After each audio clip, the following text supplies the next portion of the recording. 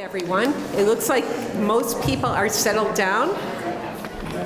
So, in case you're not aware, I'm Sherry Borez, the Executive Director of AVA. Thank you for the quiet applause. No. It's a wonderful time in the life of AVA. And with you being here, it's even better. It makes everything worthwhile. Let me tell you some of the highlights that have been happening and are about to happen. So earlier in early May, AVA was recognized with an award for our program, our free community program called Art Lab, which provides art recreation for adults with disabilities and their caregivers. And so we got that recognition for that as well as all of our free community programs. And we're really very honored that if you feel like moseying out later at intermission, the award is just outside this back door. And it's right next to a new beautiful picture of AVA's founders from 1973, Lily Mayer and Emma Bell Egbert. So it's just a beautiful picture. I should say two pictures. So take a gander. I want to mention that last year we had so many children who wanted to attend our day camps. We have weekly day camps. That this year we decided to extend them, and now we're offering instead of 40 weekly day camps, which we offered last year, we have 58. And the students, we've got 420 kids who are enrolled in those camps.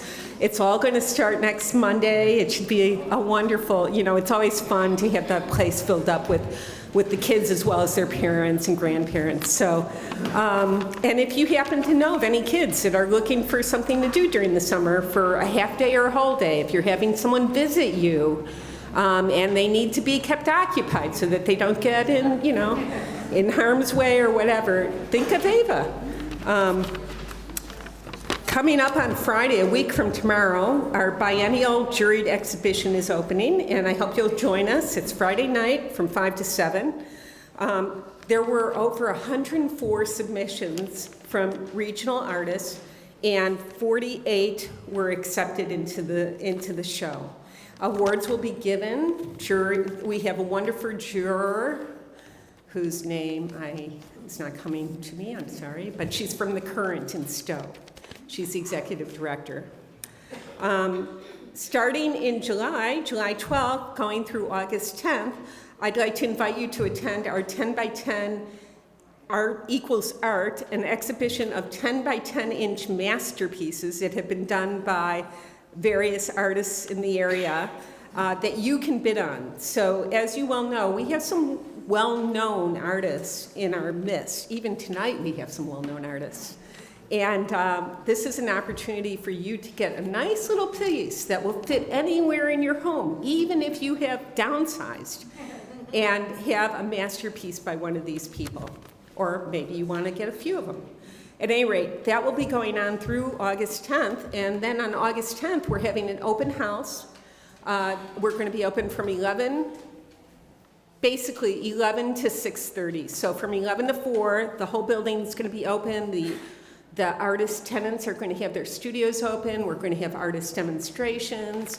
We're going to have a scavenger hunt. Food, of course. You have to have food. And all sorts of fun things. It's going to be lively. We'll have our history book for sale. I won't belabor it, but we turned 50 last August, and we did a history book, and so that's available for sale. It should be a lot of fun. And then starting at 4 o'clock to 6:30, we're going to have the final bidding party for those 10 by 10 inch pieces. So you can take it home that evening. And then now, we're only $229,000 away from our campaign goal, which was $2.7 million. I know. Deep breath. And so, it's still a ways to go. It's not a small number, but compared to 2.7, we've done some good things here. So whether you support AVA through our campaign, which we call From Seed to Bloom, or through becoming a member of AVA, or by patronizing our Bank Street Gallery, which, you can buy anything from a card to a masterpiece, coming to the gallery when we have art in it and buying art, or being here tonight. You are what makes AVA AVA. And I want to thank you for continuing to be there for us. But also, I want to thank you for helping us be there for the artists and the students that we serve. So, thank you.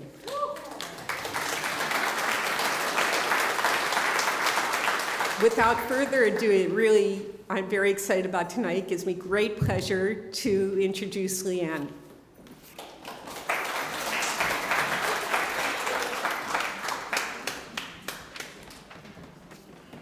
Hi, everybody. Welcome to Mudroom. How many people have never been to Mudroom before? Great. How many people are regulars? So you see, hopefully that'll happen to you too. Mudroom is a great project, I think, because I think everybody has a story. Everybody has a lot of stories. And the joy to me of Mudroom is that people tell true stories about their lives, not written down, but stories that they tell.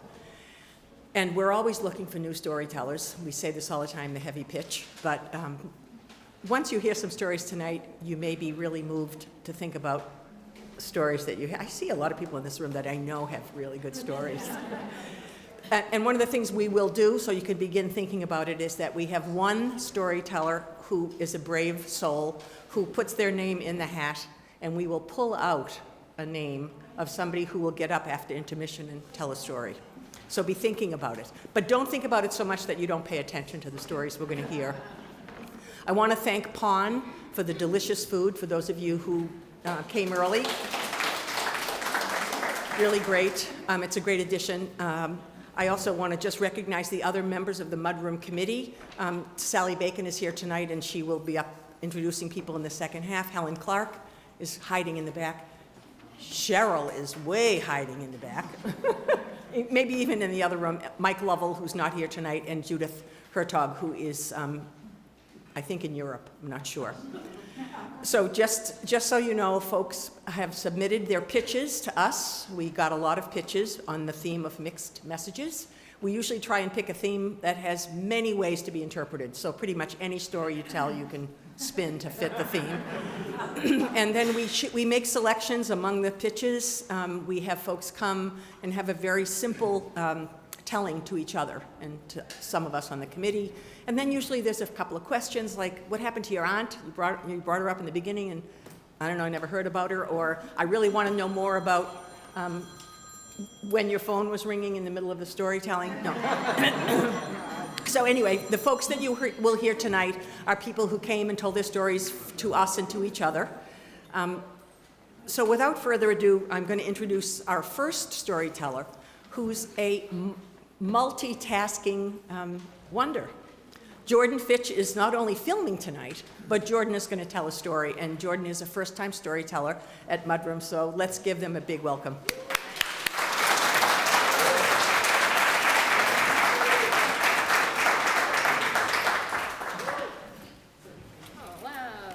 Long-time viewer, first-time caller. It's exciting to be on this side of the camera. I'll start this story by playing a little game, because that's usually the way that, like, in passing, I usually end up bringing up this story.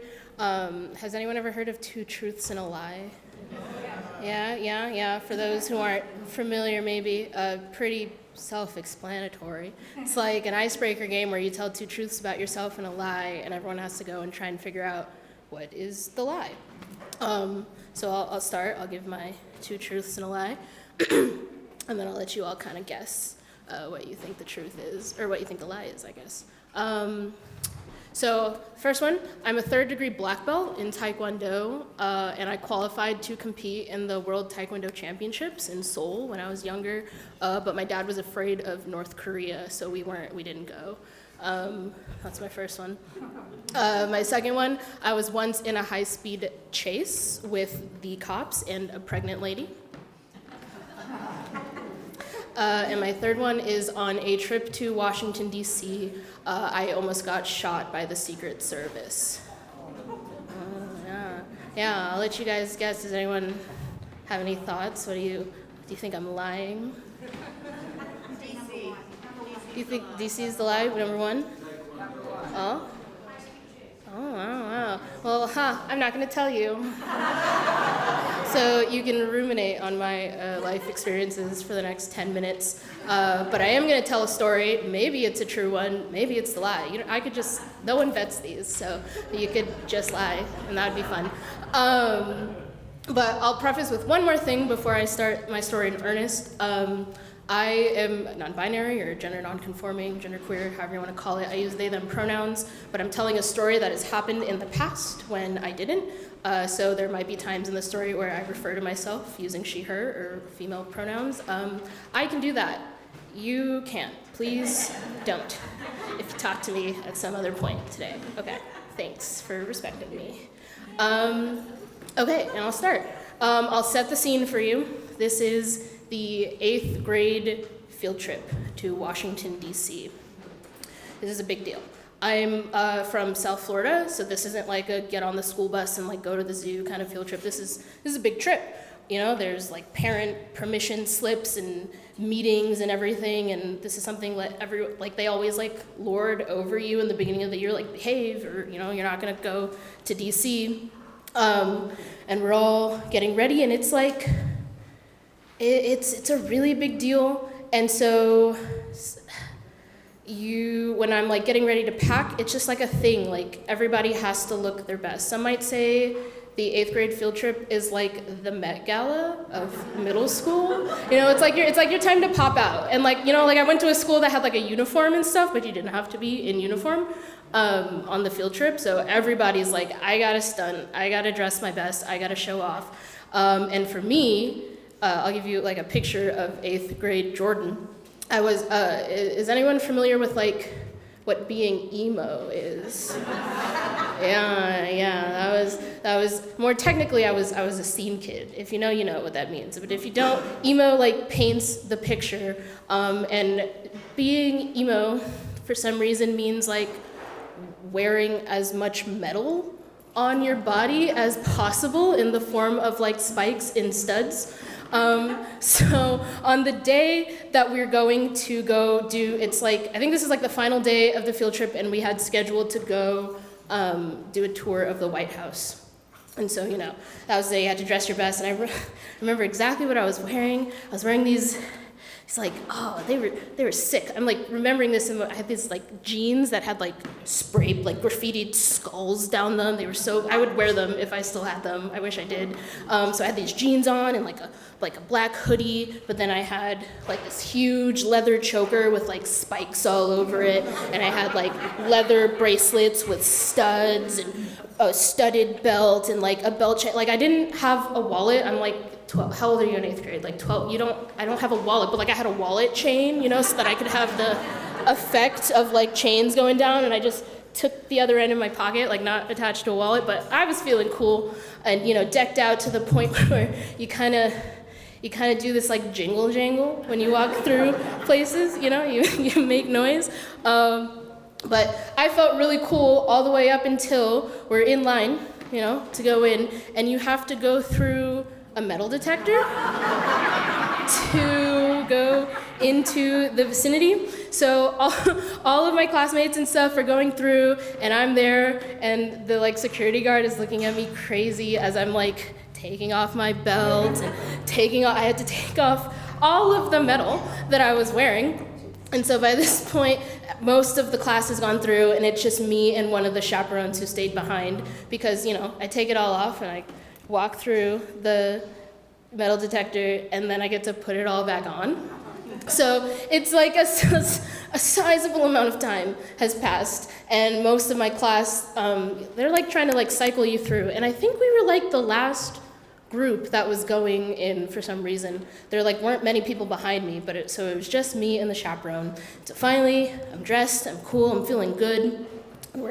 Me and this chaperone are walking down the halls, and I don't really know what the purpose of a White House tours, they like don't let you see very much. You just kind of go down some hallways, and there's like art, and you're like, ooh, dead people, like this is incredible, yeah. But it was like everyone made it to be like this really big deal, and like you are in like an important space or whatever. So I'm like trying to be respectful, like when you're at an art museum and you're like, yes, I understand this. I understand what's happening. So I'm like taking in the art and, perusing my way down. It's just me and my chaperone. And at some point, I don't remember what happened, if she like needed to go talk to another teacher or something, but something happened. She was like, I'll be right back. And she like goes, we're in like a long hallway, and she goes up to catch up with the other group around the corner. So at one point, it's kind of just me alone in this hallway. And I'm just like, yes. Yes, history. And then at some point, I hear kind of in the distance this jingling. And it's a very familiar jingling. Most of you like would know what it is instantly when you hear it. It's a dog, like a little dog collar, like a dog is running and you can hear their collar. And dog, where, you gotta find the dog. And not too long after I hear the noise, around the corner bounds this beautiful dog, just bounding down the hallway. And everyone's instinct when you see dog is, hello, dog, come to me. So I like get down on the ground and I'm kneeling, and this dog comes and is saying hello, and I'm petting this dog. And then shortly after, from around the same corner runs this man in a full suit, headset, everything, like finger to one ear in the headset saying something, hand on the hip, in the position. And or I guess he doesn't have the hand on the hip yet. He's holding a leash. Like, and you pit the picture. The dog is off the leash. So this man is running with this leash, and I'm just sitting here, and you just hear him go, "Ma'am, don't touch the dog!" And I'm like, oh, and this is the point where he switches from like headset to hip, and he's coming, and I'm like, oh, I get stressed. I'm a black person in America. I know, hands up, don't shoot, like, I'm like, I'm not, okay, fine, whatever you say. And he's coming, and he's running down the hall. He's, don't touch the dog, ma'am, don't touch the dog. And so my hands are off, and you can see this is the mixed messages of it all. Because as this man is saying, don't touch the dog is saying, touch me like your life depends on it, And the dog has like, both of his paws up on my shoulders, and I'm just trying to I'm not touching the dog. And he runs over, and I'm like really scared. This is like a big guy, and he's got a gun, and his hand is on it, and he's like, this is not a situation where you're playing around. And finally he comes and catches up, and he yoinks the dog, and he puts it on the leash, takes the leash, and starts to walk away, and then in like the most dramatic fashion ever, like turns around and is like, don't ever touch the dog, ma'am. And I was like, oh my God, okay, I get it. And at some point, I guess like in this commotion, my like chaperone comes back, and the whole like class is coming around, and they're all like, oh my God, what happened? And I'm like trying to collect myself and like put on a cool front, because I gotta be like, yeah, it's fine. I'm like swooping my bangs out of my eyes. But yeah, that's the story of how I met Bo Obama. Yeah, he's a very, very, very cute dog. I like to think that if we met again, he'd remember me. But yeah, that's my story. Maybe next time I'll tell you one of the other true stories that I told, or maybe this was the lie. You don't know. But yeah, thanks for listening.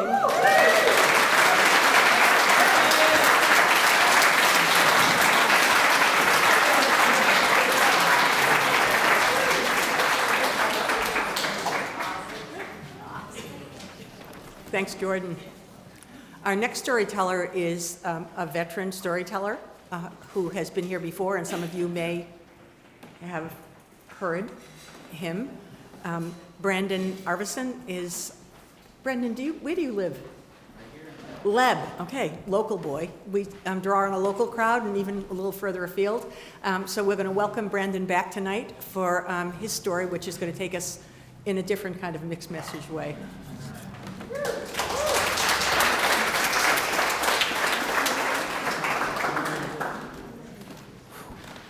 Nobody gets shot in this story, sorry.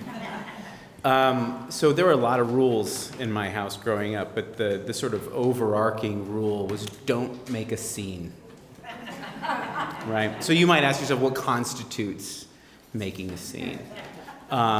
Really, any public display of emotion, right, constitutes making a scene. So we're talking like no crying in the grocery store, no arguing with your siblings in public, right? That's a scene. Really, disobedience of any kind is making a scene. I would also put like expressing too much joy. I can remember going to a Baskin Robbins and being allowed to have 2 scoops of ice cream and like dancing my way out. And then my mom saying, it's too much, sit down and enjoy your ice cream, right? That's making a scene. Being morose at mealtime was also making a scene. Weirdly, even in the privacy of our own home, right, was considered making a scene. And the sort of deliverer of this message and the arbiter of this rule was my mother, who was a very small yet terrifying person.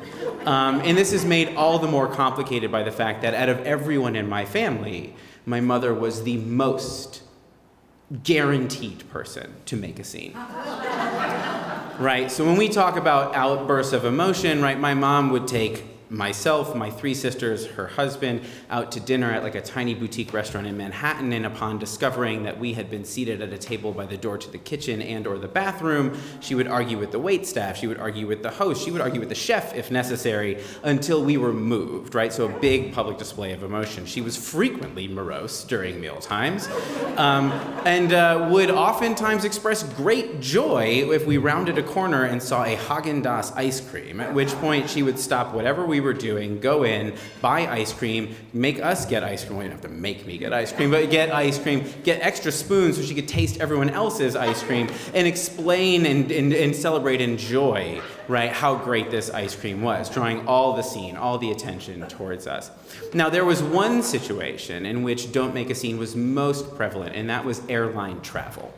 Right? And so for airline travel, we had extra rules. No, you cannot go to the bookstore to get gum and or candy. No, you cannot trade seats with your sister. No, you can't talk loudly across the aisle. Those things are going to make a scene. Right? No, we're not buying the headphones for in-flight entertainment back when we had to do that. Right? There were extra rules like be quiet, don't kick the seat in front of you, water or juice only, do not bring attention to yourself. Right? So the story I'm going to tell you is perhaps the most confused I've ever been about not making a scene. It's 1996, and my family had developed the tradition of traveling out to Jackson, Wyoming to go skiing. As a Jewish family, we took great pleasure in skiing on Christmas Day because there's just no lift lines and you can get as many runs in as possible. So we had been going out to Wyoming, not skiing in Jackson Hole, but about a mountain an hour away. Now, my mom does not ski, which is a very important detail in this story. So we, on Christmas Day, got ourselves together, went out, drove over the Teton Pass, went and skied all morning with my dad and my 3 sisters, just run after run after run. There's no lines, ate a light lunch, and then more runs. And my mom stayed home and decided to do a couple of things. One was that she was just going to cook a feast.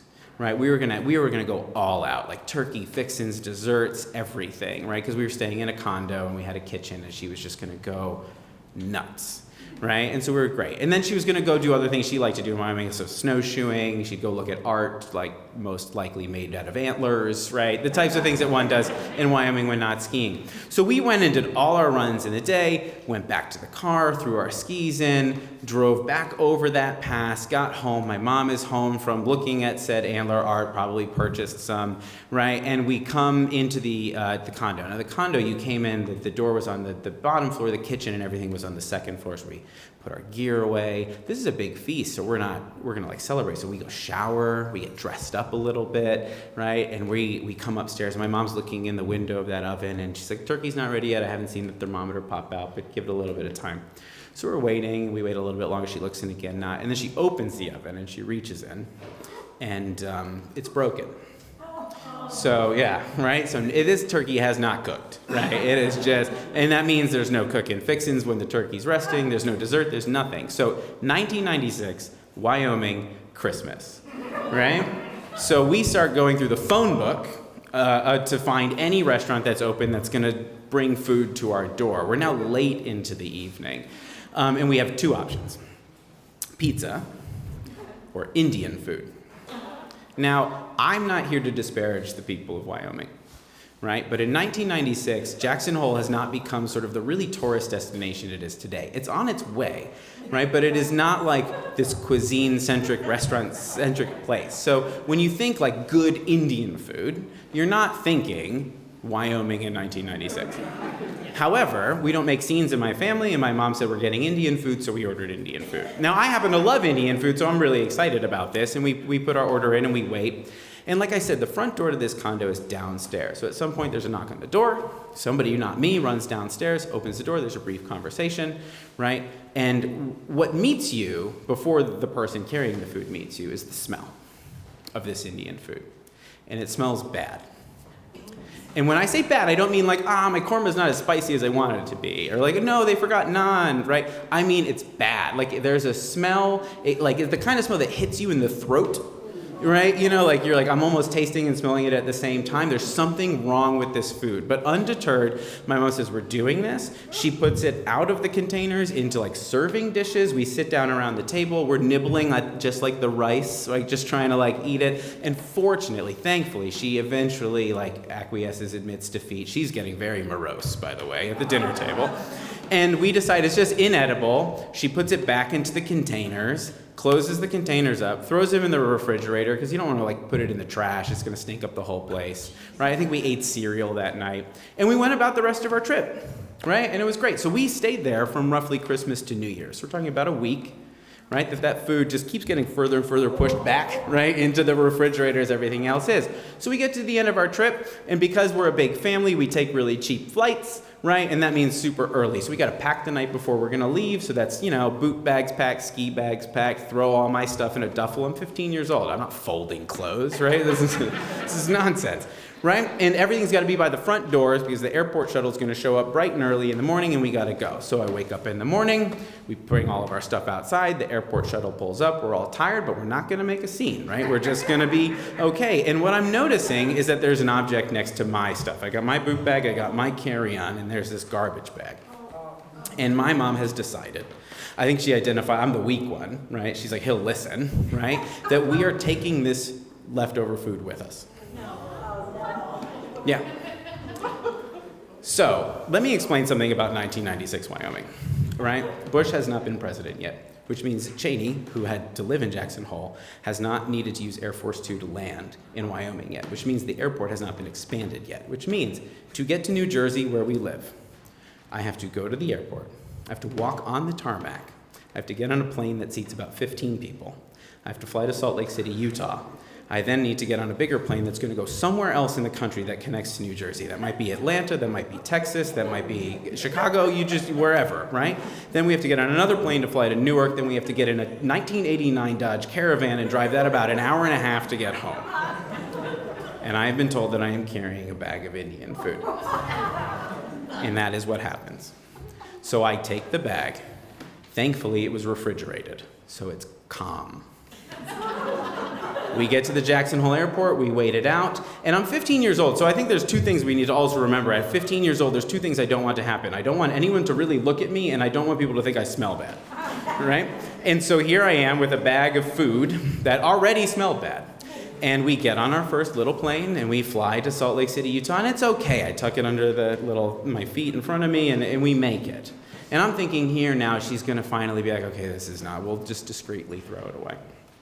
We get to Salt Lake City, and it's a little angrier now. It's starting to fester in its bag. And we decide that we're going to keep doing this. We're not going to make a scene. So I walk through the Salt Lake City, Utah with this garbage bag full of already gross Indian food. And we get on our second plane, and I have the thought of, let me put it in the overhead compartment. Because it's going to contain the smell, right? So I put it in the overhead compartment, and I seal it in, and it works. I can kind of smell it, but I'm right under it.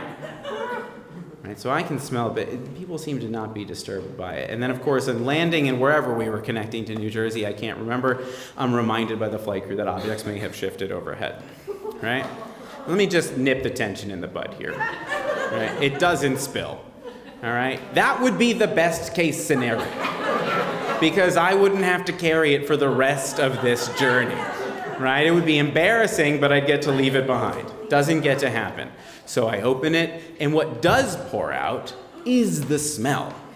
It's like it's just built up in potency. If you could see smell, it like pours out like a waterfall. It fills the airplane, right? And people are starting to look around and have a lot of questions. And now I'm thinking, for sure, we are making a scene, right? This is not going to happen. We are not going to keep doing this. I am factually wrong, right? So we carry that bad boy through the airport, and people are starting to look at me. People are starting to have questions. We are now in whatever place we are to connect to New Jersey, and by the time we are bringing this thing into New Jersey, it is really awful. And now I don't know if you know a lot about people from New Jersey. I'm a person from New Jersey, but we let you know how we feel about things. So I am boarding a plane of mostly New Jersey people to return to Newark. And of course I'm walking, my seat's like all the way in the back, and I'm walking with this, like people are like, is that medical waste? Like what is happening, right? And so I walk this bad boy all the way to the back of the plane. I do the same thing, I tuck it above, but it's fully powerful now. It is, the whole airplane stinks of literally hot garbage, right? Like it's what it is at this point. It's not even food anymore. We should have thrown it away a week ago, right? And so we fly to New Jersey. Of course, to get off the plane, everybody is angry with me. We have made the scene of all scenes, but we're not done. We have to get to long-term parking. How do you do that? You get on a bus, right? So we get on our bus. We get to our 1989 Dodge Caravan. We put in boot bags, ski bags, duffel bags, suitcases. We arrange all 4 children in that sort of guillotine of we just threw everything in here, and of course the bag sits on my lap. It is January. We drive down Route 78 with the windows open. It's that bad. If I threw up, it would have been an improvement, right? Like that is where we are at with the smell of this thing. And so we are late into the night now, a full day of not getting to make a scene while making a scene. We pull up and we start getting directions. We open the garage. The 1989 Dodge Caravan pulls into the garage. You know, bring that bag, bring your dad's suitcase to my room, put yours over there, put the skis over there for now. We'll put them away tomorrow. And my mom looks at me and she says, Brandon, throw that out. Now, what's interesting about all of this is to the day she died, my mom does not remember this happening.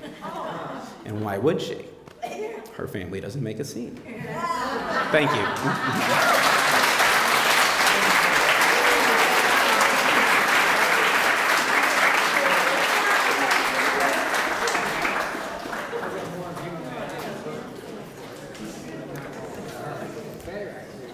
Thanks, Brandon.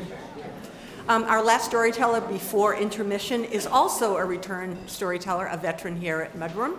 And it's a challenge for me because I have a Boston accent, so I have to really think about saying her name. But for those of you who have heard Jess before, I'm sure you'll be happy to see her return. And we're going to have Jess Marbacher. Yes.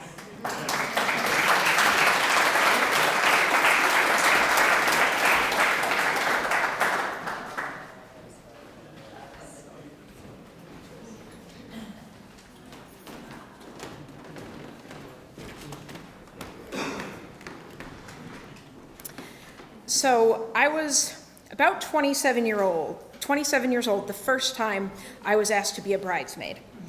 And I had also never been to a bachelorette party before. But I knew enough from TV's movies what the expectations were. And I also had some expectations based on who would be there. Now, there are 2 kind of wild cards. There was a woman named Audrey, who was the only single one, and I believe she was a singer who had done choir with the bride-to-be in high school. The other wild card was a woman named Carrie, who was the bride-to-be's fiance's brother's wife. There will not be a quiz later, it's fine. And then the 2 people I knew were the bride-to-be herself, also named Jess, and the maid of honor, Hannah. Now, Jess, Hannah, and I had all grown up doing an after-school and summer camp theater programs together. So if you know anything about theater kids, you know that as teenagers, we were dorky and we were horny, but we were virgins. So that kind of defined my expectations, but we were 10 years out from that, you know? So I wasn't entirely expecting it when Hannah called me up a few months before we were supposed to go down for the bachelorette party and asked me if I could find the nude entertainment for the weekend. Hannah had a lot going on, and I don't necessarily consider myself an authority on booking strippers, but I said, sure, I have Google, I'll figure it out.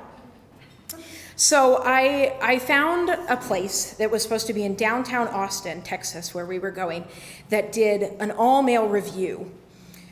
So you could go to the show and you could book a princess package for the bride-to-be so she could go up on stage and have men thrust in her more general direction. So I sent the link to Hannah and she booked it.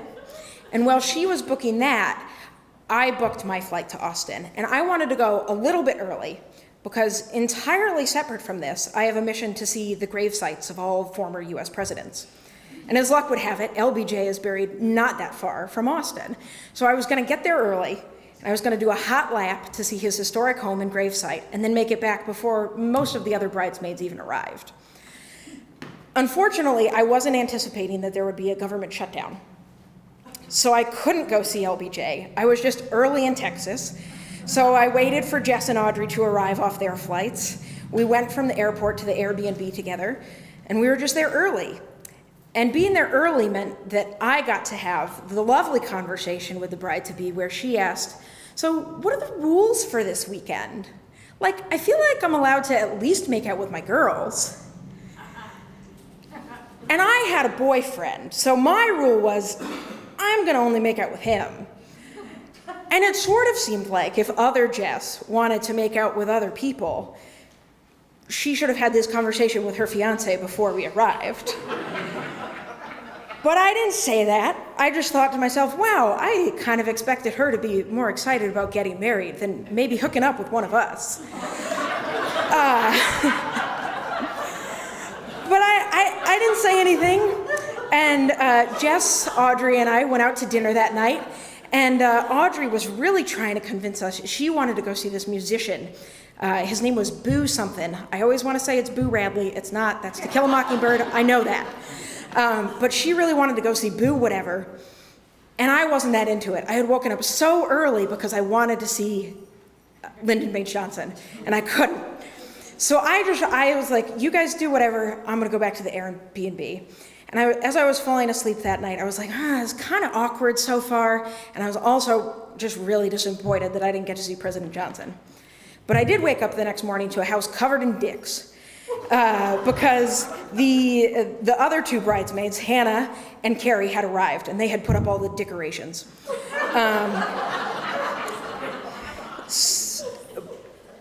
But though they had arrived, Audrey was now missing. And so we were kind of wondering, standing around like, where did Audrey go? And about 20 minutes later, she comes in the front door.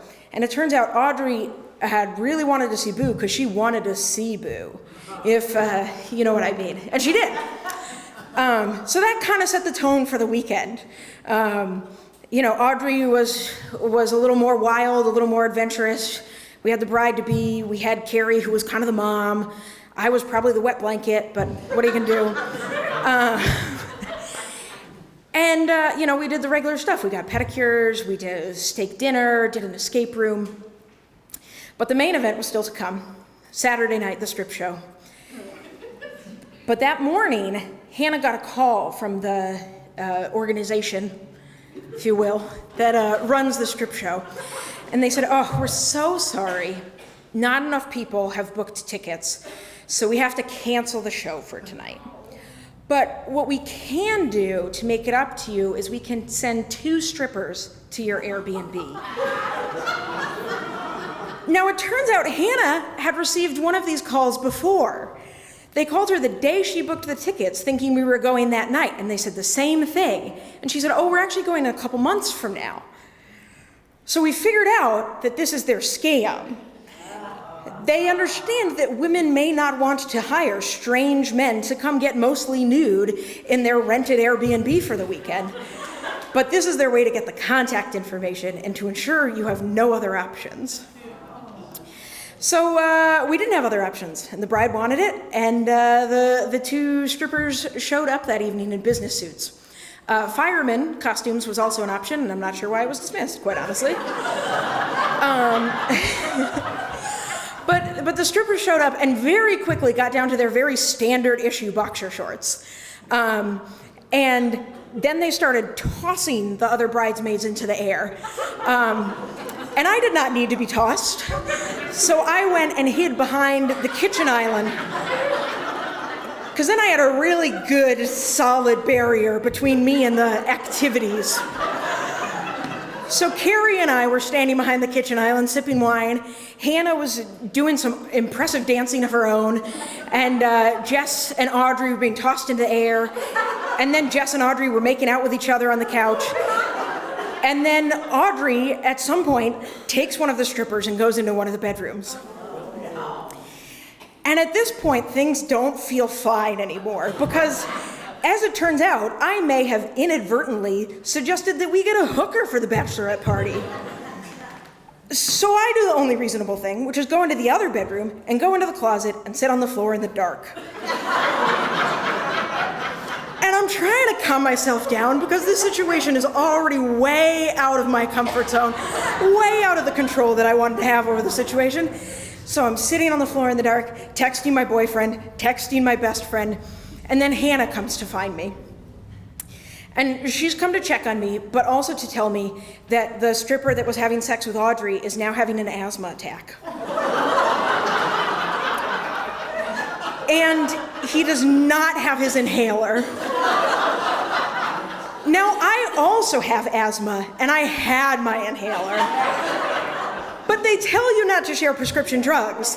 And I was like, that probably goes double for an oral device that you would have to share with someone who may or may not do mouthy stuff for money.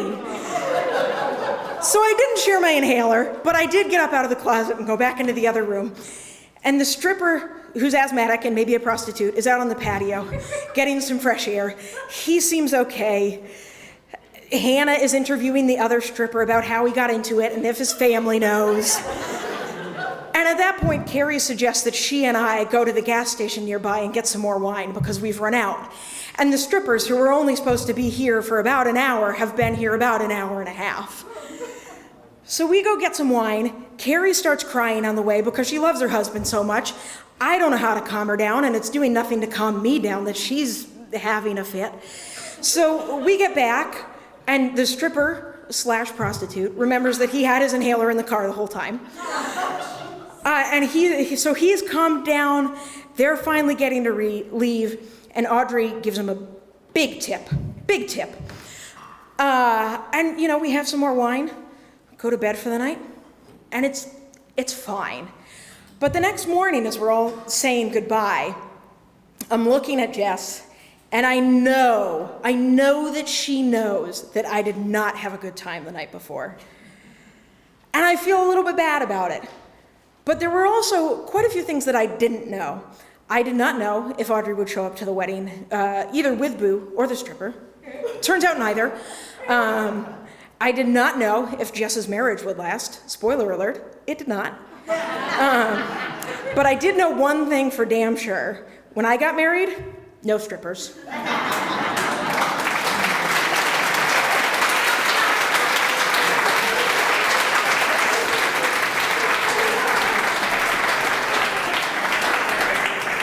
Thanks. We'll have a brief intermission, and there's a basket in the other room for two things. One for raffle, to put your name in for getting Mudroom tickets and AVA membership.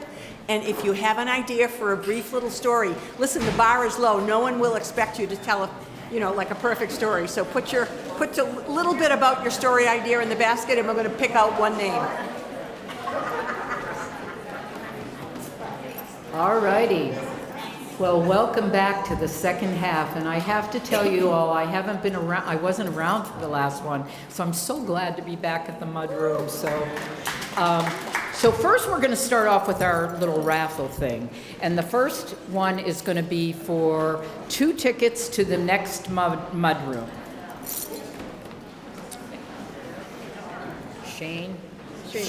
Shayna Green? Shayna Green? Shayna Green. Oh, yay! Okay. So put Mudroom, MR. Great. Here, Shane. No, you don't have to come up, but congratulations. Okay, now why don't we have the audience pick one? great. Yeah, let's do that.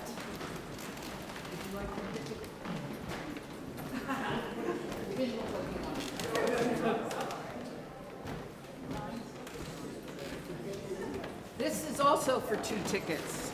2 tickets to another mudroom, and it is Tom Prisby? Okay, Tom, we'll do these, I'm going to pass these tickets on to Cheryl, who will have them in the office. And the last one is family membership. Family membership, I'm gonna have F. Would you like?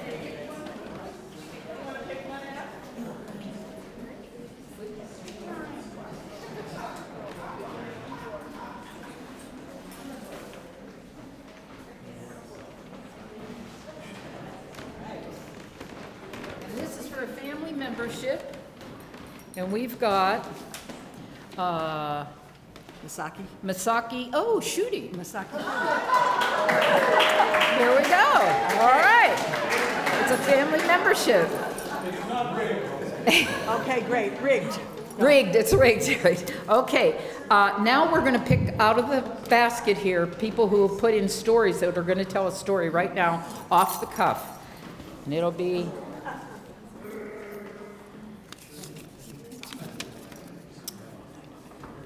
Susan Matson. Okay, Susan, you're up.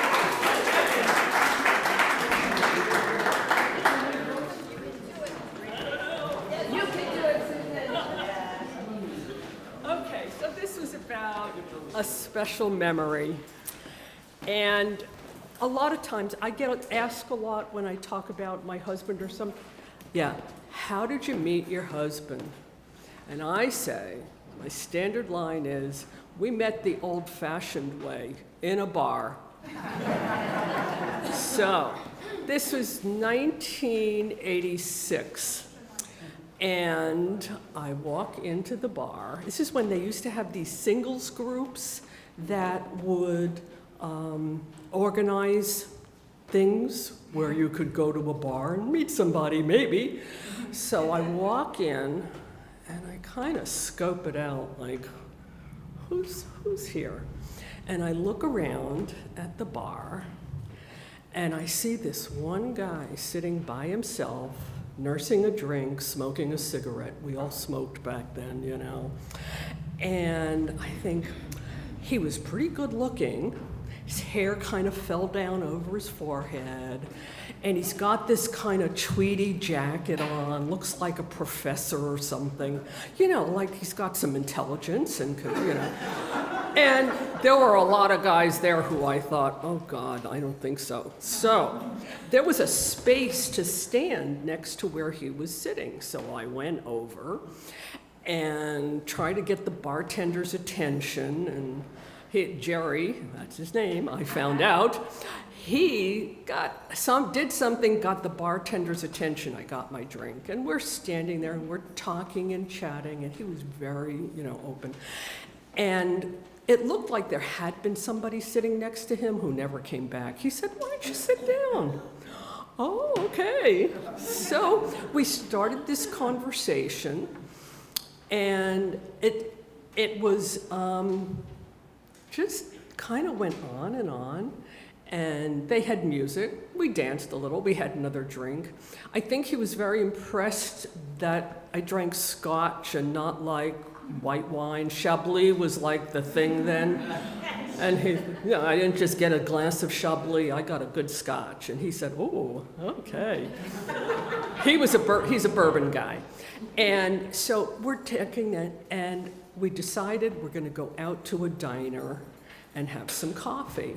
And like Brandon, I lived in New Jersey then, and so we go out to the parking lot, this big parking lot, and there's, lights and everything, and our cars were parked right next to each other. And I said, oh boy. Okay, so then we went to this diner, and if anybody else is from New Jersey, the TikTok Diner on Route 46. Okay, yes. We went and got coffee and something, and we sat there and talked till 2 o'clock in the morning. We could stay up late then, And so my life changed that night.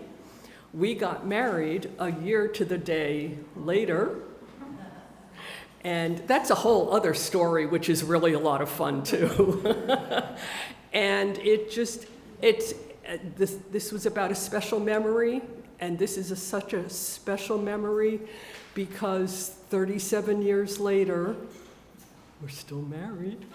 Unfortunately, my husband Jerry has Alzheimer's and is in memory care. But I go visit him, and we walk around the halls, and he holds my hand, and he introduces me. He says, "This is Susan. She's my wife." And so it's been 37 years of wonderful memories. So thank you.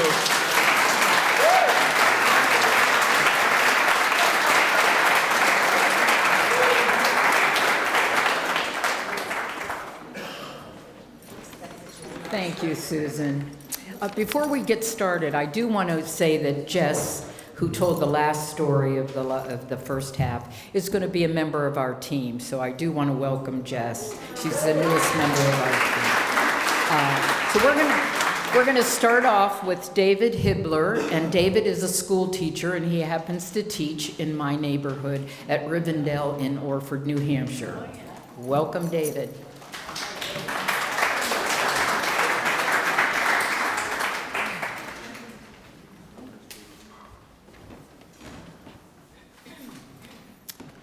Thanks a lot. So I can already tell, because I teach sixth grade, that this audience is going to be much more sympathetic than the average sixth grader, so I'm very excited about that. Probably the most sympathetic that I've actually experienced in the last 20 years of my teaching career. So this is, like Jordan's, another field trip story, but this is from the opposite perspective. This is a story from the perspective of the teacher. And so it begins like this. The year was 2010. My wife and I had just moved from Alaska, where we were both teaching in remote villages, to New York City. So as you can imagine, it's a little bit of a change. And during that first year, when we were in New York City, I was looking for a job. My wife had just started graduate school, and I was tutoring in the different boroughs. So I would spend my days on subways, going to the Bronx, going to Brooklyn, traveling around, and every single day on my way to the subway, I would pass a charter school, and it looked like the perfect place to work. And I was like, oh, I wish I could get a job at this place. And there was a banner outside every day, and one day the banner was actually missing. And I went up to the door, and there was a sign on the door that said, closed until further notice. And I was like, oh, this is strange. This charter school is just completely shut down. I wonder what happened. And the next day it was in the papers. There'd been a disaster on a field trip. And they had a trip that had gone to the Rockaways in Manhattan. And it's a very famous beach in Manhattan. They go there every year. Or this school had taken this field trip every year. And during that field trip, there are riptides. And one of the students had actually been caught in a riptide and died. And so this was a huge moment, and I was thinking like, oh, this is so incredible. Like, one school could just be like completely broken by this one event. And teachers were dismissed, and the principal was dismissed, and the school shut down. And so this was one of my first formative experiences when I arrived in the city. I was like, this is crazy. And so this was weighing upon my mind, you know, after already maybe 6 or 7 years as a teacher. And at the end of that year, I ended up getting what I thought was a fantastic job. So I started working at a similar charter school. This was in East Harlem at the time. And I ended up working there for 8 years. And toward the end of my career there, we went on a field trip to a place called Chelsea Piers. And Chelsea Piers is a great place. If you've been to Manhattan, it's this giant field house right on the Hudson River, and they have great activities for kids. They have climbing walls, they have soccer, they have basketball, and you can go there, drop the kids off, they have a great time, and then, at the end of the day, you head home. And for a teacher, this is a great break. So we took the kids there, and at the time, I was the head of the 7th grade team, and so because it was the end of the school year, I said, don't worry, I'll take care of chaperoning the kids from here. You guys can go directly back to your apartment. You can catch the train home. And everyone was like, okay, we believe this could actually work, because most of these kids, they knew the trains like the back of their hands. They could travel from any place in the city to any place else. So we totally trusted that most of them could make their ways home. So we traveled together to Columbus Circle, which is sort of a subway hub in the center of the city. And when we got there, some of the students went home on trains. We made sure that they were comfortable doing so. And then I said, okay, everyone else can go home. I'm going to take this small group of students with me back to East Harlem, and their parents are going to pick them up there. And everyone was like, okay, that sounds great. So we got on the train, and from Columbus Circle to 125th Street is about a half-hour ride in the express train. So we got on the train, and we're riding along. I have this small group of kids. It's great. We're talking. We're about, 10 minutes into the ride, and one of my students is like, Mr. Hibbler, I need to use the bathroom. And I was thinking, can you wait maybe like 5-10 minutes? We're going to be fine. We're going to get to the end of the subway. It'll be great. And he's like, no, I can't wait.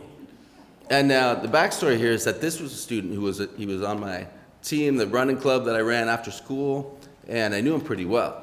And in the back of my mind, I'm thinking, he can probably hold it, but on the other hand, if he can't, this is going to be like social death for a 7th grader. If he has an accident on the train, I can't possibly allow this to happen. So I have to make a split-second decision. We get to 103rd Street, and I'm like, okay. I turn to the other students. I'm like, get off at 125th Street. Wait there for us. We'll be there in about 10 minutes, and everything will be fine. And we jump off the train, doors close behind us, and as I'm jumping off, I hear, Mr. Hibbler, you're just going to abandon us here? And I have to put this in the back of my mind, and I'm like, all right, Khalifa, we got to get up to street level. We got to find you a bathroom. And so the kids are on the train. We climb up to street level. We find it's a Dominican neighborhood. Everyone's really friendly. We go into a bodega. They're like, oh, yeah, of course, we can help. They usher us into the back. Khalifa uses bathroom there, comes out, he's like, whew, that was a close one. And now already I'm thinking about the group again, and I'm like, all right, we need to get back to see them, just like running club. We gotta run.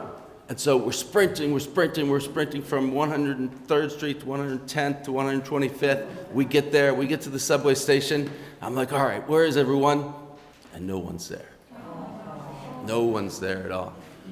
And I was like, all right, Khalifa, who was in that group again? And he's like, okay, Marcus was there. I'm like, do you know Marcus's number? And he's like, yeah, I think so. So I take out my phone. I'm like, all right, dial Marcus's number. He dials it. We call up, rings once, rings twice, no answer. I'm like, are you sure that's his number? He's like, yeah, I think so. And I'm like, all right, dial it again. This time Marcus answers. I'm like, oh, man. Okay, Marcus, are you all right? And he's like, yeah, we made it back to the school, no problem. And I was like, okay, what happened? He's like, well, we got to 125th, and we just started walking. We all made it to the school. I'm like, everyone was with you? There were no problems? And he's like, yeah, everything was fine. And I was like, whew. Huge sigh of relief. I make sure Khalifa gets back to where he can go, where he's going that night, and I head back to my apartment. And I've got big plans for this weekend because I have a friend whose 40th birthday is happening then. It's out on the West Coast. I'm about to get on a plane, and so I'm packing my bags. My wife's out having dinner with some friends, and I'm like, all right, ready to go. It's getting pretty late at night. All of a sudden, the phone rings, and I'm like, who's calling? So I go, I pick up the phone, and it's just silence for a minute, and then I hear, Mr. Hibbler? I'm like, yes, Mr. Hibbler. And I hear it again. I'm like, Mr. Hibbler, where is my daughter? And for a moment, in that moment, it was like my entire mind just went blank. And I started to question everything about that entire field trip. And I was like, did we leave someone at Chelsea Piers? Did we make sure that all those kids were going home from Columbus Circle? Who was even in that train with me as we were traveling from Columbus Circle to 125th? And it was like I had this all in my mind. I was so certain about it, but then it all disappeared. And so I said, well, you know, who am I speaking with? And he's like, this is Kendra's father. And I'm like, well, I'm sure Kendra was with us. You know, I know she was with us on the train, and I know that she made it back all right. And then I just told him the whole story. I was like, I had a student, bathroom emergency, you know, I had to go up to street level. I told the other students to wait for us at 125th. They weren't there. And so, you know, everyone said that they made it back fine. And then he waited for a minute again, and he said, Mr. Hibbler, my daughter did come home tonight, but when she arrived here, she was sobbing, and she told me that you had abandoned her on the train from Columbus Circle, and you can be sure that on Monday, I'm going to be at your school, and I'm going to be having a conversation with the principal, and I hope by that time your story hasn't changed. And so I was like, oh boy, like I'm in big trouble now. So I still have to leave that night. I can't totally reverse this entire trip that I'm on. So I take the plane, I fly all the way to the West Coast, and the first thing I do when I get there the next morning is I start calling kids. I call Khalifa. I'm like, Khalifa, you made it home all right? And he's like, yeah, no problem. And then I called Marcus again. I'm like, Marcus, do you remember anything happening with Kendra? And he was like, yeah, no, she made it fine, but, well, yeah, she was crying while she was walking back, and, you know, she was kind of hanging behind the rest of the trip. And I was like, oh, Marcus, why didn't you tell me that? Because I could have, you know, called the family, I could have apologized, I could have explained what happened. And so I'm completely preoccupied for the entire weekend. And I have to go all the way back to New York City. And I arrive back there, go back to school in the morning, teach a couple classes, and that's when I get called down to the Dean of Students' office. So I walk in there, and the whole family is sitting there. Mother, father, Kendra, and our Dean of Students was great. He had spoken with them a little bit ahead of time, and, you know, told them, you know, this is something we try to avoid, but, you know, we never know when students are comfortable taking the train, so he'd spoken a bit, but it was still up to me to try and explain what had happened on that night. And so I started thinking about this, and I was gonna explain the whole thing again and go through the story, but at the time, I couldn't say anything. And so in the end, my voice was cracking, I was getting pretty emotional, and I just said, I'm sorry. And that's when the family stood up, and they walked to the door, and when the father turned around, he kind of looked me in the eye, and he put out his hand. And he shook my hand. And I know at that moment, he was thinking, like, I forgive this guy. I'm going to cut this guy a break. But, you know, what if my daughter hadn't come home that night?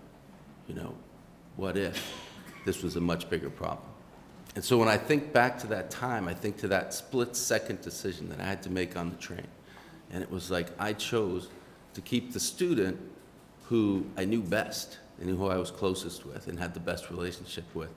I chose to help him. But when I did that, I had to leave behind a big group of other students who equally required my attention and required my time. And I also think, when I think about that decision of the charter school that I used to pass when I was first in New York City. And those teachers probably faced the same decision that I did. And when they made that decision, in that situation, it turned out to be the wrong one. And I was lucky. In my situation, it was the right one. But how many of us have to make that decision at some point in our life? Do we help the person we truly care about, who's closest to us, that we are familiar with? Or do we think about that larger group of people who are out there and who are equally deserving of their safety and, our attention? And I don't know, I feel like whenever we make that decision, we just hope that we're making the right one. That's the story. Thanks.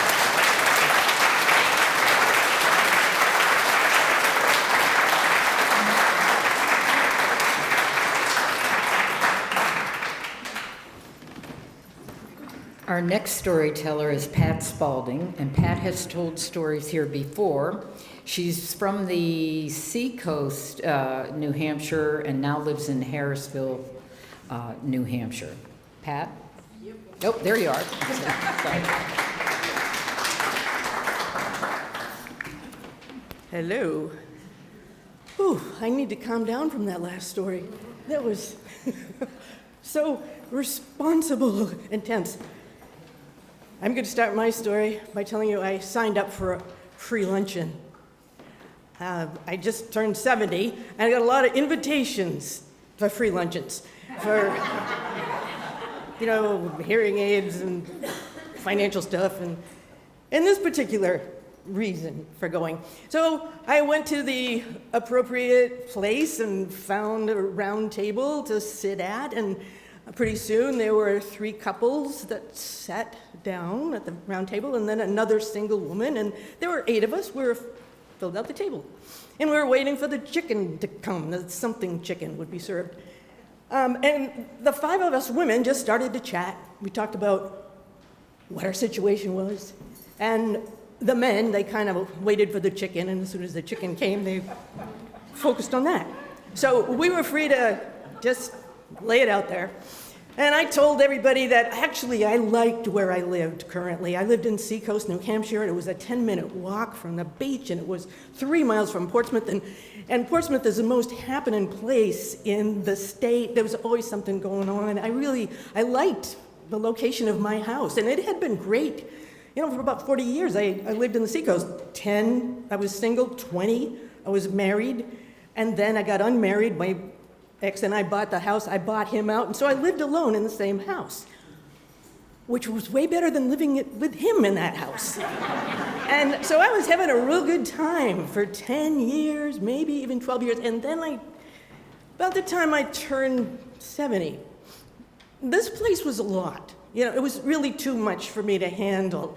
And the other women and I agreed, it's big, you're cleaning, you get sick of yard maintenance and plowing, and the snow in the winter, and calling repairmen, and the guys, every once in a while, they're picking up their heads and nodding, yeah, it's too much. So we all were in agreement. It was time to downsize. We were ready to look into other alternatives. And so then the chicken's cleared, and the dessert and the coffee come on, and we get treated to a PowerPoint display of blueprints and charts, and a very cheerful woman telling us about active retirement living. It is a brand new place with a community of like-minded friends. You will have everything you need right here. Yes, you'll have your own kitchen if you want to cook, but if you don't want to cook, you can come to the dining room. Whatever you want to do, it's your choice every step of the way. Well, yeah, that sounded pretty good. I wasn't ever a great cook. My ex did the cooking, so yeah, okay, that could work. And if something goes wrong with your health, if it begins to decline, you don't have to worry about being a burden to your children or your family or your friends or your relatives. It's all taken care of right here, every step of the way. It's like, yeah, okay, well, that's good. I don't want to be a burden to anybody. Yeah, that's pretty good. You will be safe and protected in a fresh new home. No challenges and risk. It's all taken care of every step of the way. No challenges and risks. I didn't quite believe that.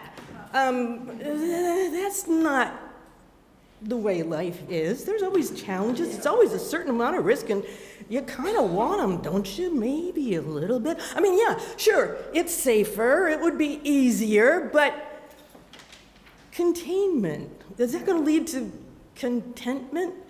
So I wasn't quite so sure, but then the pitch was, well, if you are considering this, there is a waiting list, and you'd better sign up. You don't have to come right now, but if you sign up on the waiting list, then when you are ready, it will be here for you. It's like, okay, the waiting list, okay, maybe I should do that.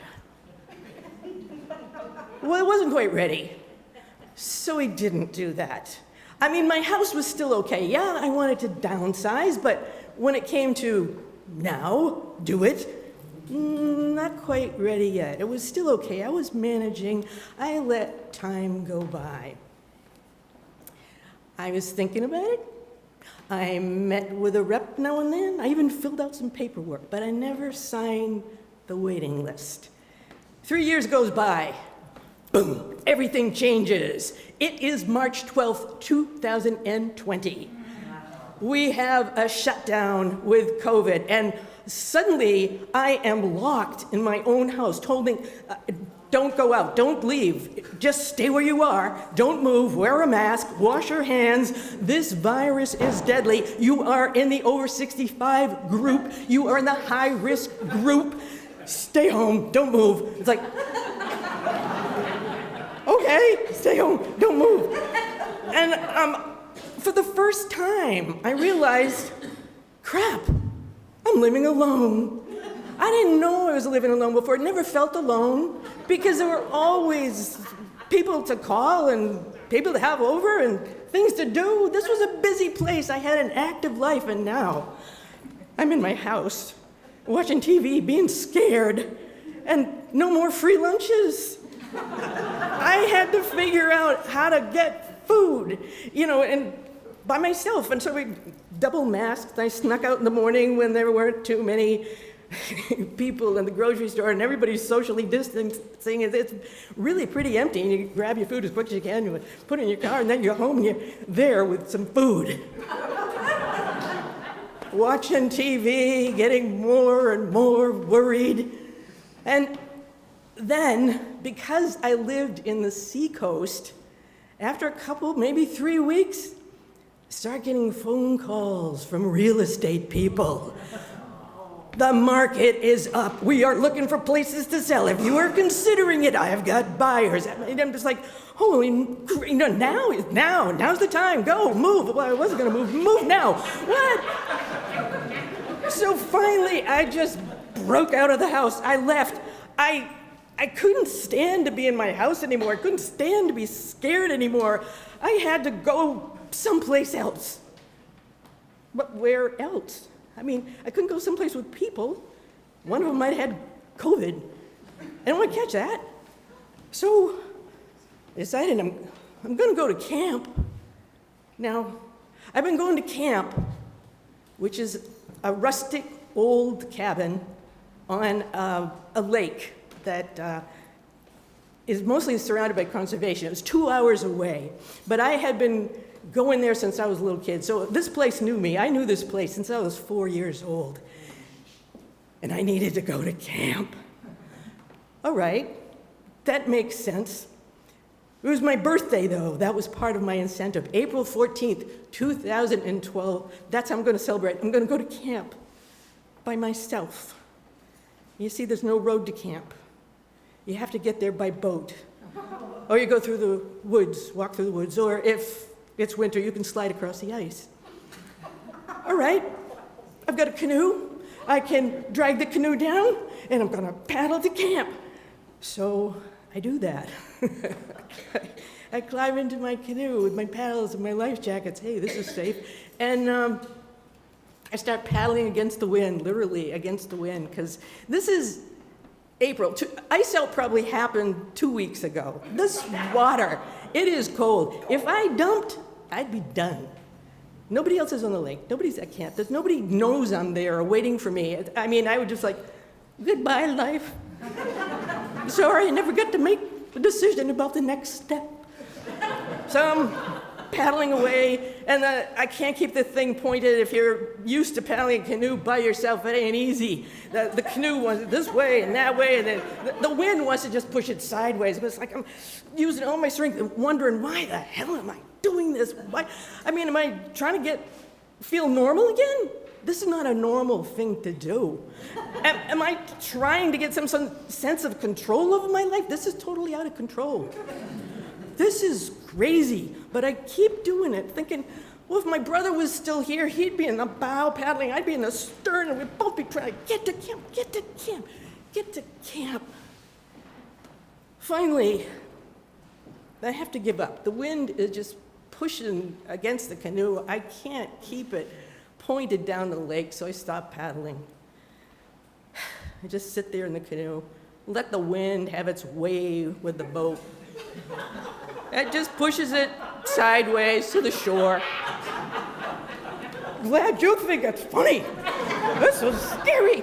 Well, no, at that point, it's like, yeah, whatever. I'm just gonna see what happens next. And so the boat goes to the shore, and I was prepared for this. I had a backpack of food, tie up the boat, climb out into the woods, and hike all the way to camp. Okay, it's cold, it's April, and the air feels like snow's coming in.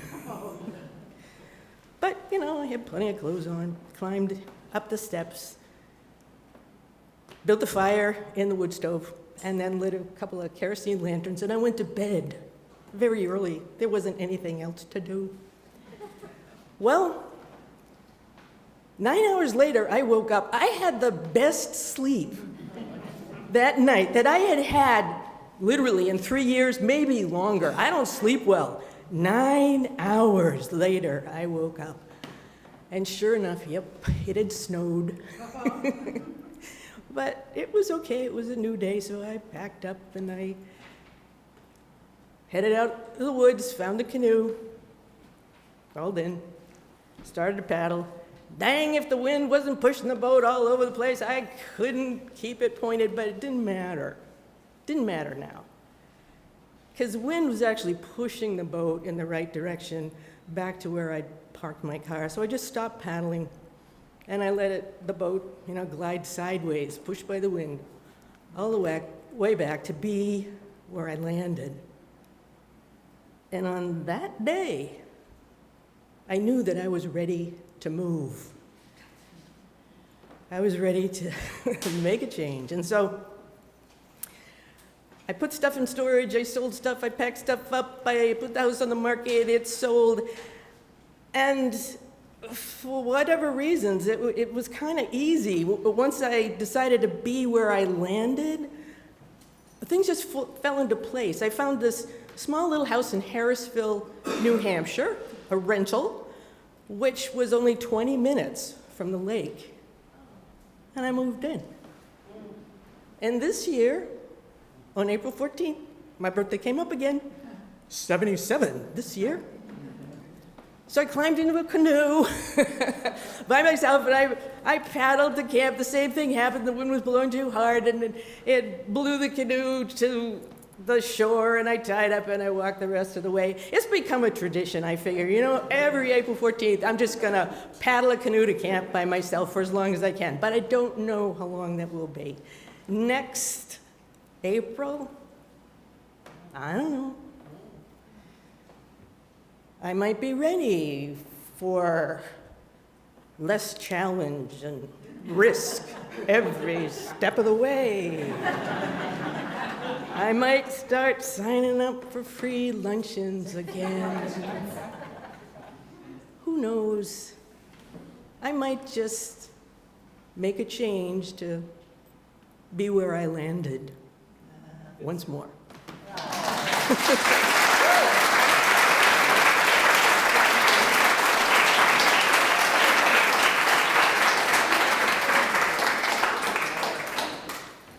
Thank you, Pat. Our last storyteller is a local, very creative soul who has quite the story to tell.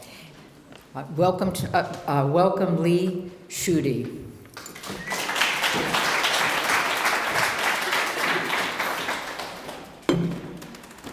Hello. So, before I tell my story, like Pat, who just told a story, my wife and I lived in the seacoast, New Hampshire, in Portsmouth area, and we were part of the artist community. And then, since we left there in 2005, how many times did we move? We moved 11 times, and only 3 school districts. As a result, our children are really good with change. But I think I particularly haven't gotten out much. We've lived here for 5 years, and I feel like I'm finally connecting with an arts community. So it's great to be here. My story takes place about 46 years ago, before cell phones and before cars had really pimped out air conditioning. And it's really about anxiety, and I think anxiety is really important now. If you've ever read the recent book, The Anxious Generation, and what we're going through right now, but it's about my anxiety and how, and what I attract in my life when I'm anxious. So I graduated from UNH and I worked in the art department for about 4 years and put together a body of work, and I wanted to go to graduate school. So, and like kids these days, they seem to know exactly what they want to do. I didn't. So I applied for 2 schools in architecture, 2 in sculpture, and 2 in furniture design, and I got into 1 of each. So I decided I was going to go to school for architecture in Oregon, and I built this camper. It was like a little Conestoga wagon on the back of my truck. I was going to drive across the country. And it was going to be, and this was in 1978. And so I packed up, I quit my job, put everything in my truck, and I started driving. And I got to Buffalo, New York, and I realized I didn't have my money together. And I really didn't feel deep down it was the right thing. So I turned around, went back to my folks' house, and told them what I was doing. And they said, well, you can stay here for a week and then figure out what you're doing. So I applied for a bunch of jobs, and I got a job teaching woodworking in a jail. And so I was a deputy, and I would go, and this is before jails really proliferated. I would sign my inmates out, and we went and rebuilt the barn, and it was really cold in the winter. We'd go to Kittery Naval Shipyard, and we got salvage tools, huge band saws and table saws, rebuilt them, wired the building, and then I said, well, let's start making stuff. So we were going to make benches, and I got these concrete bench ends. And I said, just cut things, 39 and a half. And they go, 39. And so I realized they couldn't even read a ruler. And so I brought a tutor in, and they could do fractions, but with cigarettes and money. Otherwise, and at the end of that year, I wasn't even into it for a year, because cigarettes were currency in jail. And they liked me. I was smoking a pack of Luckies a day. So I realized I should probably go back to school.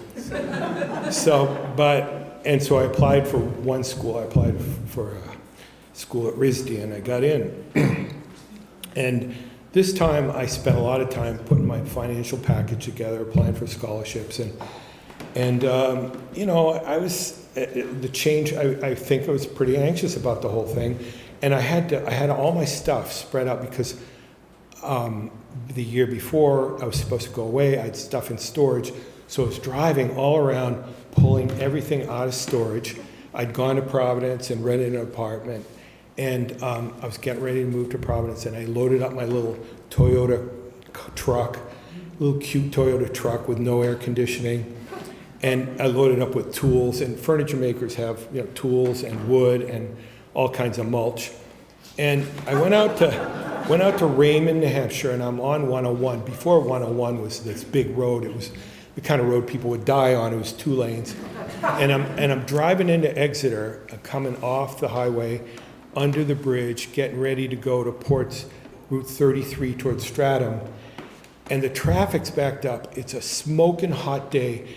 And my little Toyota truck, those triangular windows cars used to have? They're both open like this, fan in them, and the windows were down. traffic's backed up, and I'm going along, and this woman is walking along the road, and she flags me down. My window's open. She goes, "Can you help me out?" And I go, "Yeah." She just jumps in the car, and I go, and I'm looking around. I'm thinking, her car's broken down. I go, "Is your car broken down?" She goes, "Just drive." So I go, "Well, I'm going to Portsmouth. Are you interested in going to Portsmouth?" She goes, "Just drive." And it didn't take me too long. And the truck is really small. It's not like everything. Remember in the some of you remember in the 70s after the energy crisis, the cars got really small. This was small. And it was tight. And it was intimate. And there was something really wrong with this woman. I mean, and I said, "Are you okay?" And she said, "Just drive." So I said, "I'm going to Portsmouth." And she goes, "Oh, so we get to Stratham." And I said, "Where would you like to go?" She says, "I want to go to Star Market in Kittery." So we're driving down Portsmouth Ave. So from Stratham, it's about 8 miles or so from Stratham to Portsmouth. And I'm getting to Portsmouth, I go, "We're near the Portsmouth Hospital. Would you like to stop there?" And she goes, "I want to go to Star Market." So at this point, I want her out of my truck. So I drive over the bridge into Kittery, and Star Market's a cute little market. And, there's all these parking places. I don't park in a parking place. I go right up to the front door, park, and I go, "We're at Star Market. What do you want? Would you please get out?" She goes, "And now I want you to kill me." I grab my keys, and I can't remember what I asked her to repeat it because it just kind of blew me away. No cell phone. I get out of my truck, I pull the keys, I run in the store. I'm looking around for a payphone. I find the manager. I actually told the clerk, "It's an emergency. I got to find a manager." Manager calls the police, and the police come. I stay in Star Market, and I'm looking out. She's sitting in the front seat of my car like nothing's going on. The police come up, and they talk to her, and she gets out of the car with them very serenely. And then she gets in the police car, and I kind of walk up, and I look at her, and she looks at me, and very serene, and then they drive off.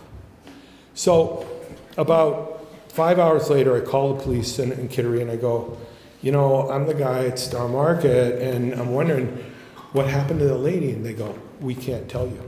We can't disclose that information."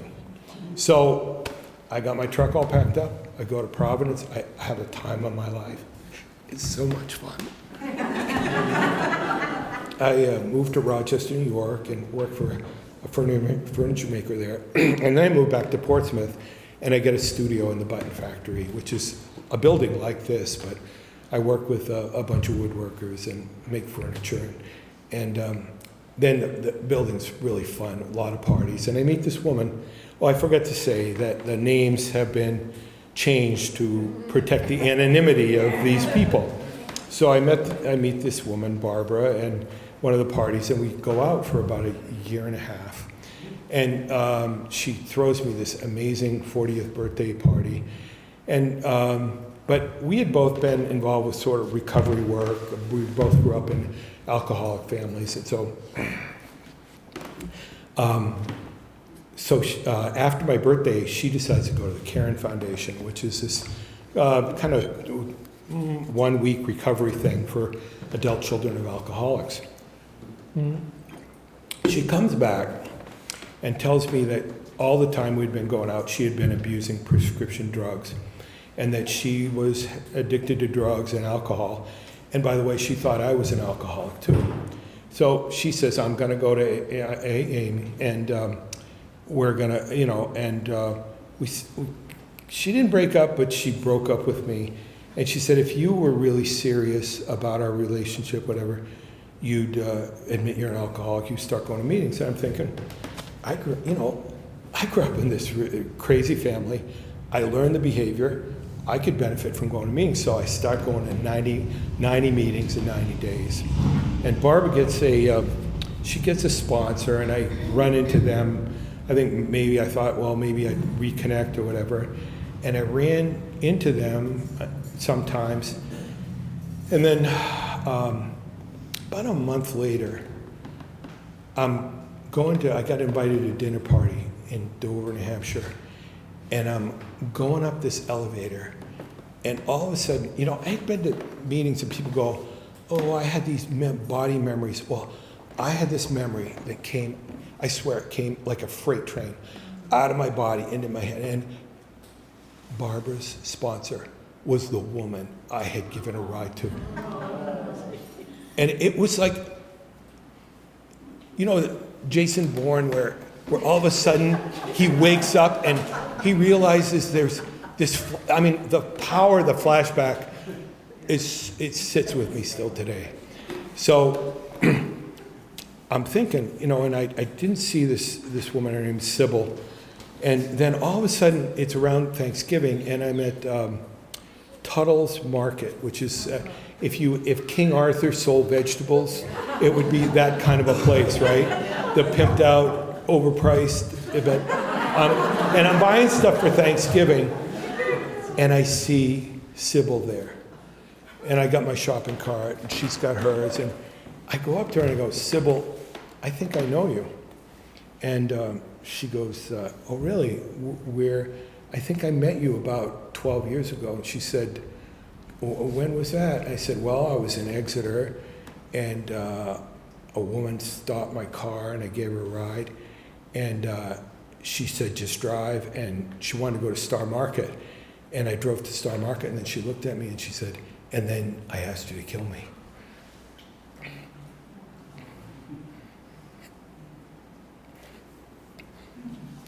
So, excuse me. So we stood and talked for a while, and she told me that at that point she had had a nervous breakdown. Right, like she and I met while she was having a nervous breakdown. That was the, well, I guess it was ongoing, but I guess that was her way of asking for help. And she told me that after the police gave her a ride, she was institutionalized for over a year. And she was married, she lost her house, her job, her relationship, and access to her kids. And since then, she would go to meetings every day. And she said that's the only way she could keep it together. And she thanked me.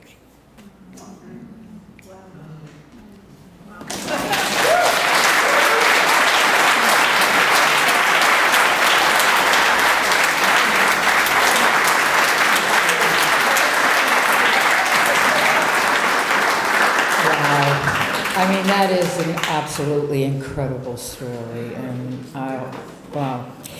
Well, this is another evening, end of the evening, but next month, I'm just like blown away at his story. I'm all fluttery. Next Mudroom, our theme is holding on, hanging up. Holding on, hanging up. Now, everybody could be letting go, holding on, I don't know. Just, we want stories. And you see how easy, I mean, it really is easy to stand up here and share. And I think that stories connect us in a way that nothing else does. So please submit a story. You can go to our website, but I think it's September 12th is the Mudroom. And you have about, I don't know, Cheryl, when are stories due? August 20th, I think. No. Yes. Yay, I did it right. Okay, so thank you for coming, and we'll see you next time.